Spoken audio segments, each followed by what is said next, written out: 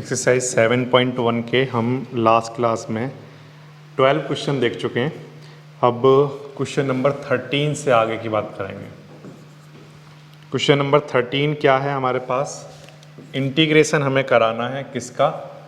X cube minus x square plus x minus 1 और upon में क्या चल रहा है? एक्स माइनस 1 चल रहा है। ठीक है, इसका आपको इंटीग्रेशन कराना है। अब देखो इंटीग्रेशन इसका किस तरह से कराओगे। यहाँ इंटीग्रेशन कराने के लिए आप क्या करो कि इसके फैक्टर्स बना लो। पहले जो ऊपर वाला पार्ट है ना, इसके क्या बना लो? फैक्टर्स।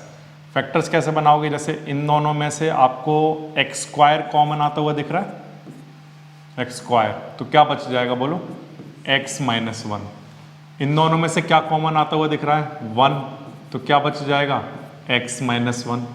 और इस होल के नीचे अपॉन में क्या चल रहा है? X minus 1। ठीक है, अब अगर आप देखो ध्यान से तो आपको इन दोनों में से एक्स माइनस 1 कॉमन आता हुआ दिख रहा है, तो इन दोनों में से एक्स माइनस 1 कॉमन ले लो। जब एक्स माइनस 1 यहाँ से कॉमन चला जाएगा तो क्या बचेगा बताओ? एक्स स्क्वायर बच जाएगा और 1।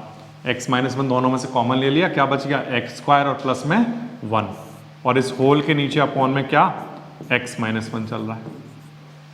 ठीक है, अब एक्स माइनस 1 से एक्स माइनस 1 कैंसिल, तो हमारे पास बचा क्या? एक्स स्क्वायर प्लस 1 और dx, ये बच गया। अब अगर आपको इसका इंटीग्रेशन कराना है तो देखो कि इंटीग्रेशन किस तरह से कराओगे। इंटीग्रेशन कराने के लिए एक्स स्क्वायर को अलग कर लो, ठीक है, और 1 का इंटीग्रेशन अलग कर लो। एक्स स्क्वायर का इंटीग्रेशन अलग और 1 का इंटीग्रेशन अलग। ठीक, अब एक्स स्क्वायर का इंटीग्रेशन आप कैसे कराओगे? उसके लिए हमारे पास फॉर्मूला होता है क्या? एक्स की पावर n dx। क्या फॉर्मूला हुआ करता है? एक्स की पावर n प्लस 1 अपॉन में क्या? n plus 1। ये फॉर्मूला होता है। ये फॉर्मूला आप यहाँ पर अप्लाई कर दो तो देखो क्या बनेगा? एक्स की पावर 2 प्लस, ये एक्स की पावर n नहीं तो है ना, तो एक्स की पावर n में फॉर्मूला लगाओ तो क्या आएगा? एक्स की पावर 2 प्लस 1 अपॉन में 2 प्लस 1। ठीक है, प्लस 1 का इंटीग्रेशन कितना होगा? तो 1 का इंटीग्रेशन कितना हुआ करता है? x, और प्लस में क्या चल रहा है? c। ओके, तो फाइनली अगर हम देखें तो हमारे पास यहाँ पर कितना आ जाएगा? 3 और 2 plus 1 3 plus x plus c। ये आपका फाइनल आंसर बन जाएगा। ठीक है, तो एक बार फिर से ध्यान दो कैसे किया। सबसे पहले तो हमने ये किया कि यहाँ पर इसके फैक्टराइजेशन करा लिया। फैक्टराइजेशन कैसे किया? इन दोनों में से एक्स स्क्वायर कॉमन ले लिया, एक्स माइनस 1 बचा। इन दोनों में से 1 कॉमन ले लिया, अगेन एक्स माइनस 1 बचा। फिर एक्स माइनस 1 दोनों में से कॉमन ले लिया तो एक्स स्क्वायर प्लस 1 बचा। एक्स माइनस 1 से एक्स माइनस 1 को कैंसिल करा दिया तो क्या बच गया? सिर्फ एक्स स्क्वायर प्लस 1। फिर हमने इसके बाद इंटीग्रेशन के लिए एक्स स्क्वायर को अलग और 1 को अलग लिख लिया, और यहाँ पर एक्स की पावर n का फॉर्मूला लग जाएगा, ये होता है। और यहाँ पर 1 का इंटीग्रेशन कितना होता है? x। ठीक है, तो फॉर्मूले आपको याद होने चाहिए, ये क्वेश्चन बहुत आसानी से हो जाएगा। ठीक है ना। अब ये हो गया आपका क्वेश्चन नंबर 13। इसके बाद देखो नेक्स्ट क्वेश्चन नंबर 14 पढ़ो। देखो अपनी बुक में क्वेश्चन नंबर 14 क्या है? क्वेश्चन नंबर 14 है integration of 1 minus x root x dx। ठीक है, इस तरह का मान लो आपके पास क्वेश्चन आ जाता है तो देखो कैसे करोगे। देखो रूट एक्स का मल्टीप्लाई 1 में कराओगे तो कितना आएगा बोलो? रूट एक्स, और माइनस रूट एक्स का मल्टीप्लाई एक्स में कराओगे तो एक्स की पावर 3/2 आ जाएगी। ठीक है, ये 1 है पावर और इस पर पावर कितनी है? 1/2। 1/2 और 1 ऐड होकर कितने हो जाएंगे? 3/2। अब इंटीग्रेशन को सेपरेट करा दो, तो जब आप सेपरेट कराओगे तो इसको अलग लिखोगे, इसको सिंपली लिख लो एक्स की पावर 1/2 dx, और इंटीग्रेशन इसका अलग कराओ एक्स की पावर 3/2 dx। ठीक है, ये अब x की पावर n का फॉर्मूला लगाओ। क्या होता है x की पावर n का फॉर्मूला? x की पावर n प्लस 1 अपॉन क्या? n plus 1। ठीक है, माइनस यहाँ पर भी वही सेम फॉर्मूला लगाओ, एक्स की पावर एन का फॉर्मूला क्या होता है, एक्स की पावर एन प्लस 1 अपॉन में क्या, एन प्लस 1 और प्लस में क्या चल रहा है, सी। ठीक है, बस आप इसको सॉल्व करके लिख दो। तो x की पावर यहाँ पर कितनी आ जाएगी, 3/2, नीचे भी 3/2 आएगा, वो 2 ऊपर ले जाकर लिख दिया मैंने। ठीक है, माइनस, अच्छा यहाँ पर सॉल्व करो तो ये कितना बन गया, 5/2 और नीचे भी 5/2 बनेगा, वो 2 मैंने ऊपर ले जाकर लिख दिया और प्लस में क्या चल रहा है, c। ये आपका फाइनल आंसर बन जाएगा। तो x की पावर n के ही फॉर्मूले लग रहे हैं जितने भी क्वेश्चन आप कर रहे हो, और कुछ भी नहीं है। पहले क्या कर लो, थोड़ा सा सिंप्लीफाई करके लिख लिया करो क्वेश्चन को, फिर इसको सेपरेट करके लिखो, x की पावर n के फॉर्मूले लगाओ और आंसर आपके सामने। ठीक है, इस तरह से ये 14th नंबर भी कर सकते हो आप। इसके बाद नेक्स्ट एक और क्वेश्चन देखो, वो भी आसान सा ही है। क्या है क्वेश्चन, सिमिलर इसी तरह का क्वेश्चन बनाया हुआ है, integration of √x 3x² plus 2x plus 3 और dx। इस तरह का मान लो आपके पास क्वेश्चन आया। अब √x का मल्टीप्लाई कराओगे, इस क्वेश्चन में भी बिल्कुल सिमिलर है। तो √x का मल्टीप्लाई जब यहाँ कराओगे तो देखो क्या बनेगा, 3x। अब यहाँ 1/2 होगा, 1/2 और ये 2 ऐड होगा तो कितना बनेगा, 5/2। ठीक है, अब √x का मल्टीप्लाई x में कराओ तो x की पावर यहाँ पर कितनी बनेगी, 1/2 ये है और 1 यहाँ पर है पावर, तो 3/2 हो गई। और x की पावर 1/2 का यहाँ पर कराओगे तो ये भी x की पावर 1/2 ऐसा आ जाएगा। ठीक है, और इधर dx और ये इंटीग्रेशन चल ही रहा है अभी। ठीक, क्या किया है मैंने, अभी तक कुछ नहीं किया, सिर्फ √x का अंदर मल्टीप्लाई कराया है। √x का मतलब x की पावर 1/2 का मैंने अंदर मल्टीप्लाई कराया है। ठीक है यहाँ तक। अब इसके बाद क्या करना होगा, नेक्स्ट स्टेप में आप इंटीग्रेशन सबका सेपरेट करोगे, 3 अलग, x की पावर 5/2 dx, फिर 2 अलग, 2 बाहर लिखोगे, इंटीग्रेशन x की पावर 3/2 का कराओगे, फिर 3 बाहर लिखोगे, इंटीग्रेशन x की पावर 1/2 का कराओगे। ठीक, यहाँ तो कोई प्रॉब्लम नहीं। अब इसके बाद 3 ऐसे ही ठीक है, x की पावर 5/2 का इंटीग्रेशन कौन से फॉर्मूले से किया जाएगा, x की पावर n वाले से।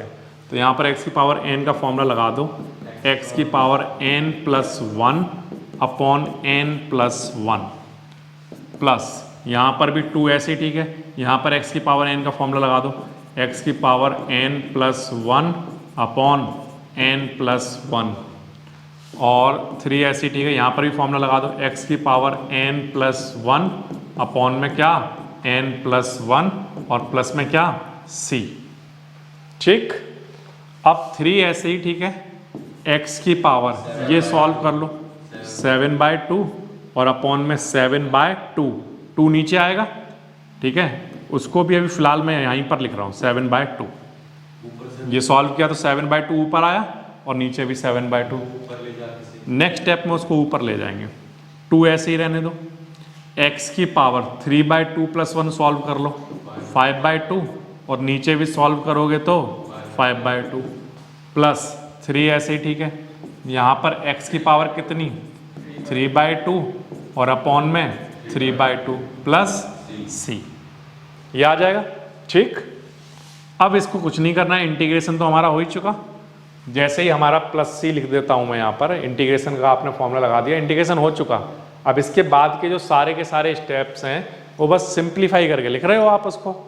ठीक है ना, बाकी इंटीग्रेशन का काम तो हो चुका।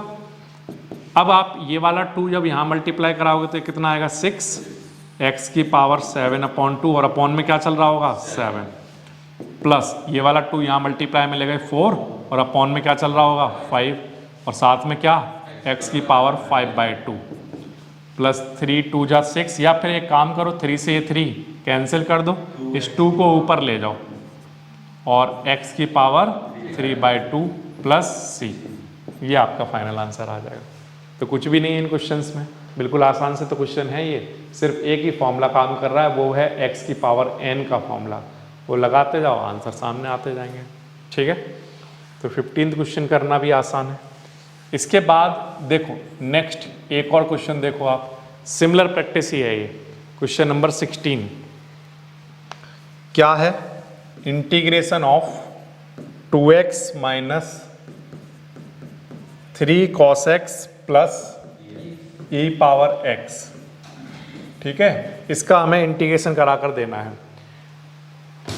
इनमें हमें सिर्फ फॉर्मूले याद होने चाहिए। अगर आपको फॉर्मूला याद है तो इंटीग्रेशन करने में कुछ भी नहीं है।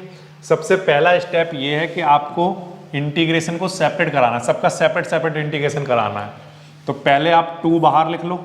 इंटीग्रेशन किसका कराओगे, x का, किसके रेस्पेक्ट में, dx।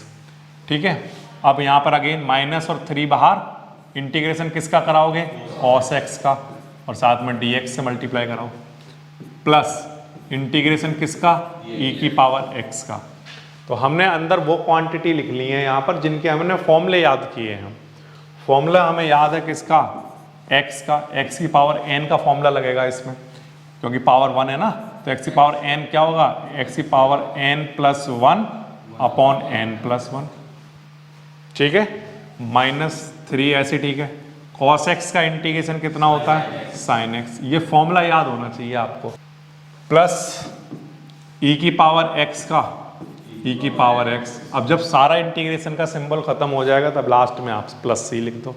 ठीक है, अब ये बात ध्यान रखना, जब आप इंटीग्रेशन कराते हो तो इसके फॉर्मूले में भी c आता है प्लस में, इसमें भी प्लस c आता है, इसमें भी प्लस c आता है। उन सारे c को मिलाकर हमने यहाँ पर प्लस c लिखा है। मान लो अगर यहाँ पर प्लस में मैं ऐसे लिखूँ c1, प्लस में यहाँ पर क्या लिखूँ c2, प्लस में यहाँ पर क्या लिखूँ c3, तो इन सब को मिलाकर हमने, क्योंकि ये कांस्टेंट है ना, इन सबको प्लस करके वहाँ पर c के इक्वल लिख देते हैं जितने भी क्वेश्चंस करते हैं। ठीक है, ओके। तो फाइनली हमारे पास आंसर क्या बनेगा, देखो x की पावर 2 अपॉन 2 माइनस में क्या 3 sin x प्लस e की पावर x प्लस c। 2 से 2 कैंसिल, तो क्या बच जाएगा, x square minus 3 sin x plus e की पावर x प्लस c। तो ये तो कुछ भी नहीं है, इसमें क्या करना है, सिर्फ फॉर्मूला याद होना चाहिए। x की पावर n का फॉर्मूला x की power n plus 1 upon n plus 1। cos x का फॉर्मूला याद होना चाहिए, इसका इंटीग्रेशन sin x होता है। ex का फॉर्मूला याद होना चाहिए, इसका e की पावर x होता है। फॉर्मूले पुट किए हैं, इंटीग्रेशन यहाँ पर खत्म हो चुका था। इसके बाद के जो स्टेप हैं वो सिंपली सिंप्लीफाई करके लिख दिए गए हैं। ठीक है, तो ये आसान से क्वेश्चन है, सिर्फ फॉर्मूले याद करो इनके। क्वेश्चन नंबर 17 में देखो, इसी तरह का क्वेश्चन है।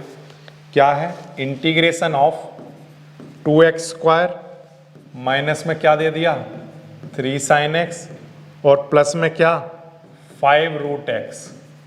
ठीक है, ये आपको इंटीग्रेशन कराना है इसका। अब देखो इंटीग्रेशन कैसे कराओगे, करना आसान है, बिल्कुल आसानी से कर सकते हो। सबसे पहला काम तो आपको ये करना है, क्या करोगे सबसे पहला काम, सबका जितने भी फंक्शन यहाँ पर हैं उन सबका सेपरेट इंटीग्रेशन कराओगे। तो 2 बाहर लिख लोगे, एक्स स्क्वायर का इंटीग्रेशन कराओगे, साथ में dx से मल्टीप्लाई कराते जाना, -3 बाहर integration of sin x dx, plus 5 बाहर integration of root x, x की पावर 1/2। ठीक है, अच्छा अब इसके बाद 2 ऐसे, ठीक है, x की पावर n का फॉर्मूला लगाओ, x की power n plus 1 upon n plus 1 -3 ऐसे, ठीक है। sin x का इंटीग्रेशन क्या होता है, माइनस cos x, प्लस 5 ऐसे ही, ठीक है। x की पावर n का फॉर्मूला लगाओ, x की पावर n प्लस 1 अपॉन में n प्लस 1 प्लस c। तो क्या किया मैंने यहाँ पर, कुछ नहीं किया है, सिर्फ फॉर्मूले लगाए हैं। फॉर्मूले अगर आपको याद है तो आप लगा दोगे, कुछ भी नया नहीं है इसमें। अब 2 ऐसे ही, ठीक है, x की पावर 3 और ये कितना बनेगा 3, ये यहाँ लिख दिया मैंने, minus minus plus 3 cos x और 5 ऐसे ही, ठीक है, ये कितना बनेगा x की पावर 3/2 और अपॉन में यहाँ पर 3/2 आएगा, वो 2 × 5 मिलकर कितना हो जाएगा बोलो 10। तो मैं डायरेक्टली इसी स्टेप में लिख देता हूँ 10 प्लस, ये आपका आंसर बन गया। ठीक है, तो अगर आपको x की पावर n का फॉर्मूला, sin x का फॉर्मूला और x की पावर n का फॉर्मूला याद है तो ये क्वेश्चन बहुत आसानी से हो जाएगा। यस और नो? इसके बाद नेक्स्ट इसी तरह के क्वेश्चन की और प्रैक्टिस करोगे। तो नेक्स्ट क्वेश्चन है हमारे पास इंटीग्रेशन ऑफ सेक एक्स क्या है, sec x plus ten x, ठीक है, डी एक्स। इस तरह से है। देखो इस क्वेश्चन को कैसे करोगे, इंटीग्रेशन ये आया हमारे पास। अब हमने कोई डायरेक्टली ऐसा फॉर्मूला तो पढ़ा नहीं है, तो डायरेक्ट फॉर्मूला नहीं लग रहा, तो इसका मतलब पहले कुछ सिंप्लीफाई करना पड़ेगा इसको। तो पहले सेक एक्स का अंदर मल्टीप्लाई करा दो, तो सेक स्क्वायर एक्स आ जाएगा, फिर सेक एक्स का मल्टीप्लाई यहाँ करा दो, सेक एक्स टेन एक्स आ जाएगा, ठीक है, और डी एक्स। अब हमारे पास ये वो टर्म बन गए, ये वो फंक्शन बन गए हैं जिनका इंटीग्रेशन में डायरेक्टली आता है, जिनके फॉर्मूले हमें याद हैं। तो अब आप इनको सेपरेट कर लो, सीकेंट स्क्वायर एक्स का अलग कर लो, plus secant x tan x का अलग कर लो, ठीक है। अब सीकेंट स्क्वायर एक्स का फॉर्मूला क्या होता होगा, तो सीकेंट स्क्वायर एक्स का फॉर्मूला वो होता होगा, आपको ये सोचना पड़ेगा कि किस फंक्शन का डेरिवेटिव ये होता है। तो आंसर है टेन एक्स का डेरिवेटिव क्या होता है, सीकेंट स्क्वायर एक्स। तो सीकेंट स्क्वायर एक्स का एंटी डेरिवेटिव यानी इंटीग्रेशन क्या होता होगा, टेन एक्स। बिल्कुल सिंपल है। देखो टेन एक्स का डेरिवेटिव ये होता है, तो इसका एंटी डेरिवेटिव क्या होता होगा। जब भी मैं कहता हूँ एंटी डेरिवेटिव मतलब इंटीग्रेशन, ठीक है। तो अगर इसका डेरिवेटिव ये है तो इसका एंटी डेरिवेटिव ये होता होगा। तो अगर आपको फॉर्मूला कई बार अगर याद भी ना आ रहा हो तो आप ये सोच लो कि ये किस फंक्शन का डेरिवेटिव होता होगा, ठीक है। टेन एक्स का डेरिवेटिव है तो यानी कि इसका इंटीग्रेशन टेन एक्स होता होगा।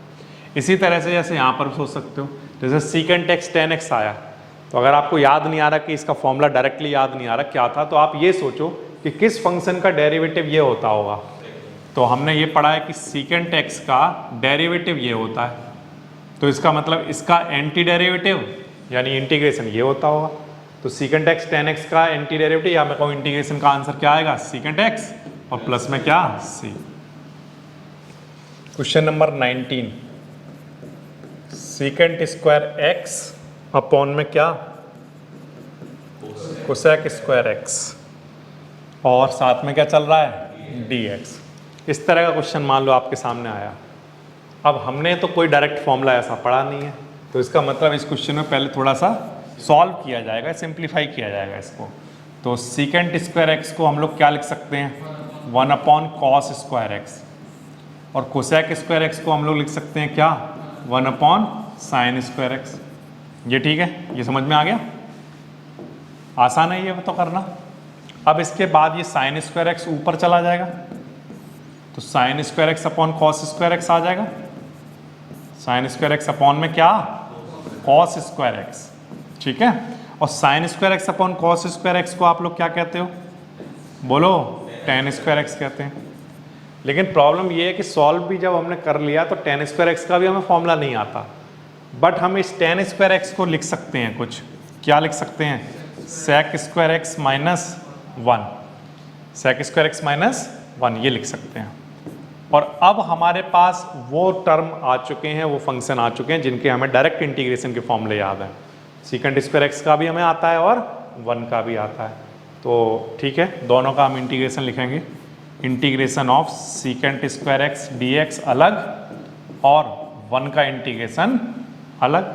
सीकेंट स्क्वायर एक्स का इंटीग्रेशन का फॉर्मूला क्या होता है बोलो, 10x, और 1 का इंटीग्रेशन कितना होता है, x प्लस सी। 1 का इंटीग्रेशन x क्यों होता है, क्योंकि x का डेरिवेटिव 1 होता है, तो 1 का एंटी डेरिवेटिव क्या होता होगा, x। बिल्कुल सिंपल है, ठीक है। तो इस तरह से आप कर सकते हो इस क्वेश्चन को। तो जब भी इस टाइप का क्वेश्चन आएगा पहले थोड़ा सा सिंप्लीफाई कर लो, सिंप्लीफाई करके उसको उस टर्म में लेकर आ जाओ जिसके आपको डायरेक्ट फॉर्मूले याद हो।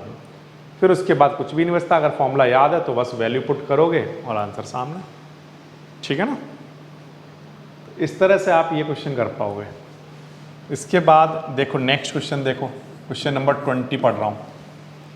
क्या है question number 20, 2 minus 3 sine x और अपॉन में कॉस स्क्वायर एक्स, इस तरह से है,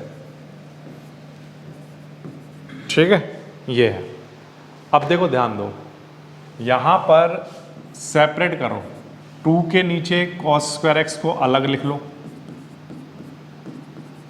और 3 sin x के नीचे cos स्क्वायर x को अलग लिख लो। ठीक है, हमें कैसे पता चला कि अलग करना है? तो आंसर हमने डायरेक्ट इसका, तो ऐसा तो कोई फॉर्मूला ही नहीं पढ़ा।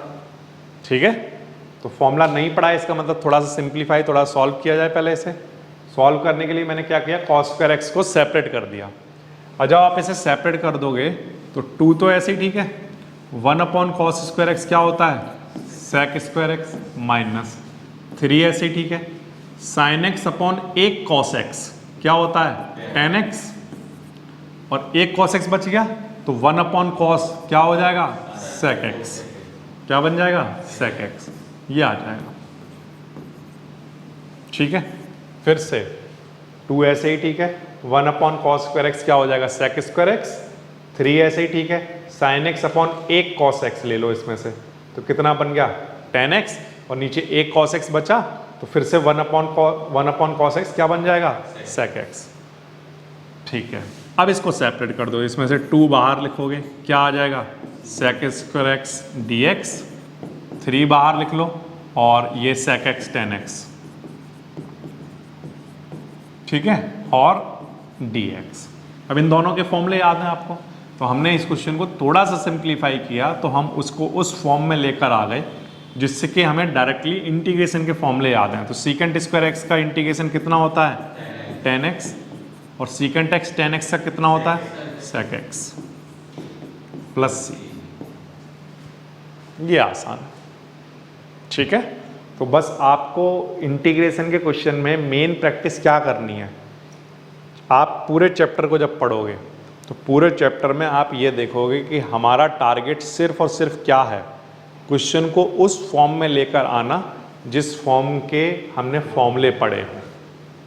ठीक है, आप कोई सा भी मेथड पढ़ोगे थ्रू आउट द चैप्टर, सब में यही करोगे, चाहे आप सब्स्टिट्यूशन लगाओगे, आगे जाकर टेक्निक्स आएंगी लाइक सब्स्टिट्यूशन आएंगी, या पार्शियल फ्रैक्शन आएंगे, या बाई पार्ट्स आएगा, कुछ भी आए, आप सारे क्वेश्चन में देखना लास्ट में घुमा फिरा कर हम उस चीज़ पर लेकर आ जाएंगे जिसके हमें फॉर्मूले याद हैं।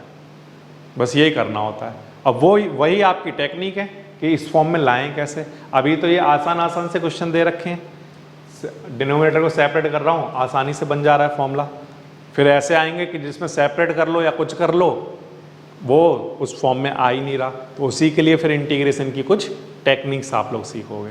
ठीक है, अब इसके बाद एक और क्वेश्चन देखो, क्वेश्चन नंबर 21 क्या है, find the anti derivative of root x plus 1/√x। इसका एंटी डेरिवेटिव मतलब इसका इंटीग्रल हमें कराना है। तो देखो इंटीग्रल कराना बहुत आसान है। कैसे कराओगे इसका इंटीग्रल, सेपरेट करोगे इसे, इसको लिखोगे x की पावर 1/2 dx, और इसका इंटीग्रेशन अलग कराओगे, ये x की पावर 1/2 है, ऊपर जाएगा तो -1/2 हो जाएगी। ये समझ आता है? ठीक, अब x की पावर n के फॉर्मूले लगाने हैं, ये तो बहुत ही आसान क्वेश्चन है। x की power n + 1 upon n + 1 plus, यहाँ पर भी लगाओ x की पावर n + 1 अपॉन में क्या, n + 1 प्लस में क्या, c। अब इसको सॉल्व करके लिख दो, x की पावर कितनी, 3/2, और अपॉन में भी क्या आएगा, 3/2, 2 ऊपर लिख दिया। अच्छा यहाँ पर सॉल्व करो, x की पावर यहाँ कितनी आएगी, 1/2, और नीचे भी कितनी आएगी, 1/2, ये 2 ऊपर ले जाकर लिख दिया, और प्लस में क्या चल रहा है, c। ठीक है, तो ये तो बहुत ही आसान था, कुछ भी नया नहीं था इसमें। ऐसे रूट एक्स के क्वेश्चन तो हम कर चुके हैं।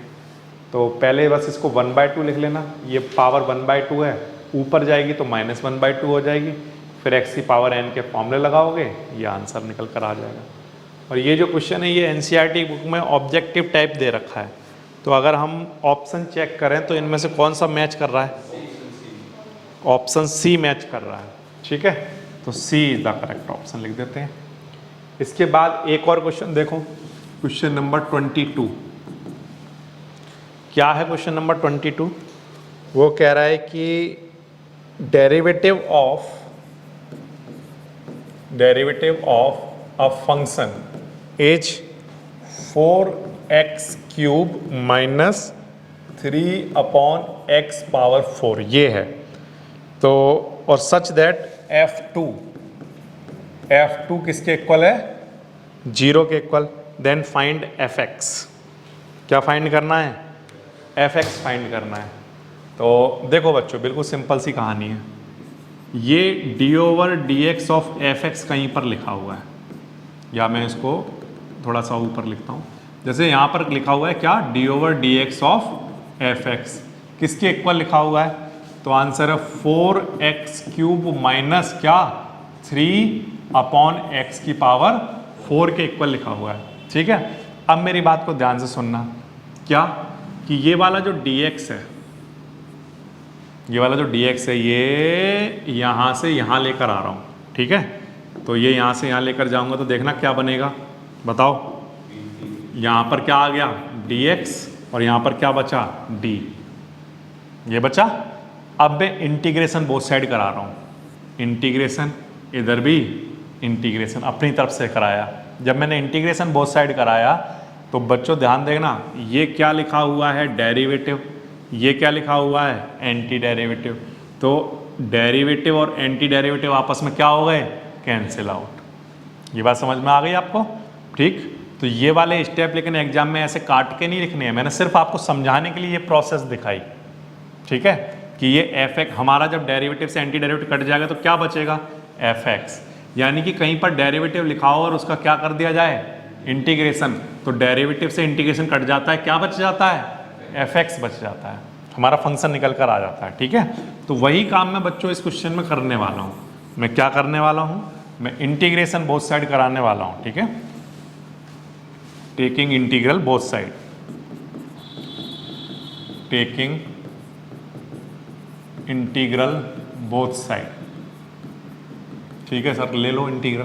तो इंटीग्रल इधर लूंगा तो d/dx ऑफ fx, इधर भी इंटीग्रेशन करा रहा हूँ, 4x³ माइनस 3/x⁴, और इधर क्या आ जाएगा? dx। जब इंटीग्रेशन और ये डेरिवेटिव हटेंगे तो यहाँ पर क्या बचा होगा बोलो? fx। अब इस क्वांटिटी का आप इंटीग्रेशन कराओ। जब आप इसका इंटीग्रेशन कराओगे तो कैसे कराओगे? तो आंसर 4 बाहर, और इंटीग्रेशन किसका होगा? x³ का। फिर 3 बाहर, इंटीग्रेशन किसका होगा? x⁻⁻4 का। +4 है, ऊपर जाएगी तो -4 हो जाएगी। ठीक है, अब इसके बाद सॉल्व करो तो 4 ऐसी। ठीक है, x³ का इंटीग्रेशन कितना आएगा? x⁻n का फॉर्मूला लगाओ, x⁻n+1/n+1 -3 ऐसी। ठीक है, यहाँ पर बताओ क्या आएगा? x⁻n+1/n+1, और प्लस में क्या आएगा बोलो? c। ये क्या निकल कर आया? fx। ये फंक्शन निकल कर आया। अब क्या करोगे? थोड़ा सा इसे सॉल्व करोगे तो जो हमारा फंक्शन आएगा वो ये 4x⁴/4 -3 ऐसी। ठीक है, ये कितना बना? x⁻−3, और ये कितना आया? -3। ठीक है, और प्लस में क्या चल रहा है? c। थोड़ा सा और सॉल्व करो तो हमारा जो फंक्शन है वो क्या निकल कर आएगा? देखो 4 से 4 कट गया, क्या बचा? x⁻4, और माइनस और माइनस प्लस, माइनस प्लस, 3 से 3 कैंसिल, और ये x⁻−3 है ना, तो ये नीचे ले जाकर लिख दो, क्या हो जाएगा? +3, और प्लस में क्या चल रहा है? c। ये निकल कर आया। अब हमारा फंक्शन निकल कर तो आ गया, लेकिन प्रॉब्लम इसमें ये है कि ये जो कांस्टेंट है ये हमें अभी पता नहीं है क्या है, तो हमें इस c की वैल्यू पता करनी पड़ेगी। ठीक है ना, c की वैल्यू तो कुछ भी हो सकती है, तो वो ये फंक्शन तभी हमारा फाइनल फंक्शन बनेगा जब हमें फाइनल कांस्टेंट टर्म हम यहाँ पर डिसाइड कर दें, अदरवाइज तो बहुत सारे फंक्शन बन जाएंगे। तो c की वैल्यू डिसाइड करने के लिए आप अगर क्वेश्चन में ध्यान से देखोगे तो उसने कहा f(2) किसके इक्वल है? 0 के इक्वल है। तो अगर f(2) 0 के इक्वल है, इस बात का क्या मतलब है कि अगर फंक्शन में, अगर हमारे फंक्शन में x की वैल्यू क्या पुट कर दी जाए? 2 पुट कर दो, चलो आप 2 पुट कर दो, 2⁴ और 1/2⁵ प्लस c। तो अगर आपने फंक्शन की वैल्यू, अगर आप अपने x की वैल्यू अगर 2 पुट कर दी तो f(2) किसके इक्वल है? 0 के, तो ये क्वांटिटी किसके इक्वल है, तो इसको मैंने 0 लिख दिया। और यहाँ पर सॉल्व कर दो 2 की पावर 4 16, और प्लस में ये कितना चल रहा है 1/8, और प्लस में कितना c, ये समझ आ गया। अब इसके बाद ये दोनों क्वांटिटी इधर लेकर आ जाओ, पहले यहाँ पर इसको सॉल्व कर लो। यहीं पर ये सॉल्व करोगे तो क्या क्वांटिटी बन रही होगी 129/8 बन रही होगी, ठीक है 129/8, और प्लस में क्या चल रहा है c। ये 129/8 इधर आएगा तो कैसा हो जाएगा बोलो, माइनस का। तो इससे हमें पता चल गया कि जो c की एग्जैक्ट वैल्यू है वो कितनी है, -129/8। इस वैल्यू को उठाकर ये जो आपका फंक्शन का आंसर आया था इसमें पुट कर दो, ठीक है। जब आप इसमें पुट करोगे तो देखो क्या बनेगा, यहाँ पर क्या लिखोगे, फ्रॉम फर्स्ट